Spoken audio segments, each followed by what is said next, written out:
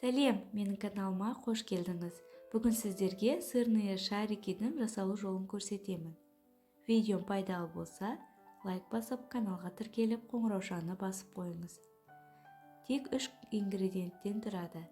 Ол үшін бізге сырды теркадан өткізіп, мискамызға салып аламыз. Оның үстіне жұмыртқа қосамыз.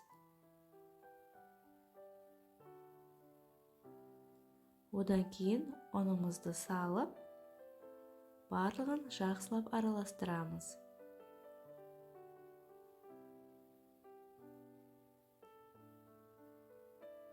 Жақсы біріктіру үшін қолымызбен осылай мыжғылаймыз. Бірігіп болған соң, шарик тәрізді етіп формаға келтіріп аламыз. Өзіңіз қалаған формада істей бересіз.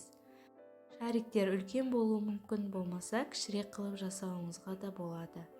Осындай формамен менде 20 шақты шариктер пайда болды. Барлығын дайындап болған соң, баяу отта біртіндеп пісіріп аламыз. Бір беті қызарғаннан кейін келесі бетін аударамыз. Отыңыздың баяу болғанын қадағалаңыз, болмаса шариктеріңіздің арасы шикі болып қалуы мүмкін.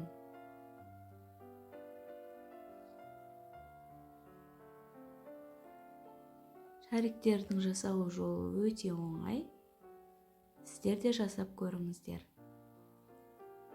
Дайын болған шариктерімізді осылай майдан ажыратып аламыз. Міндетті түрде осындай салфетканың болмаса қағаздың үстіне қойып, кішкене майын сіңіріп аласыздар. Каналымда пайдалы қазақша рецепттер өте көп. Соларды жасап, жақындарыңызды қуанта беріңіздер. Соңына дейін менімен бірге болғандарыңызға көп рахмет.